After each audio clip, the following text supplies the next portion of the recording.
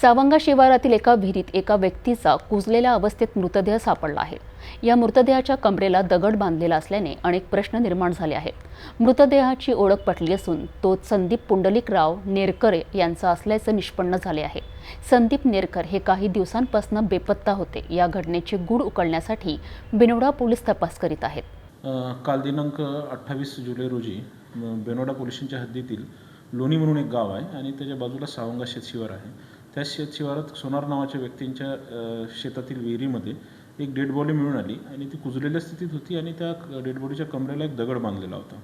ती बॉडी वर काढल्यानंतर ती बॉडी आयडेंटिफाय झाली। लोणी येथे राहणारे संदीप नेरकर यांची ती बॉडी होती। त्यांचं वय अंदाजे 47 वर्ष आहे आणि त्यांची ती डेड बॉडी आयडेंटिफाय झाल्यानंतर काल रात्री तिथे फॉरेन्सिक सायन्स टीमने व्हिजिट केली आणि PM साठी ती बॉडी वरुडला पाठवण्यात आलेली आहे। सध्या ज्या परिस्थितीत ती बॉडी मिळालेली आहे हा एखादा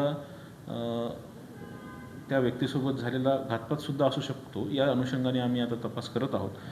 नागरिक जे त्यांचे घरची जी मंडळी आहे त्या घरच्या मंडळींची तक्रार काही असल्यास त्या अनुषंगाने पुढील तपास बेनोडा पोलीस आणि मान्य पोलीस अधीक्षक साहेब यांच्या मार्गदर्शनाखाली स्थानिक गुन्हे शाखेचे अधिकारीसुद्धा करीत आहेत।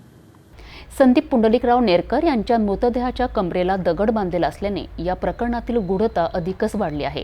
हा खून आहे की आत्महत्या हे शवविच्छेदन अहवाल आणि पोलीस तपासातूनच स्पष्ट होईल।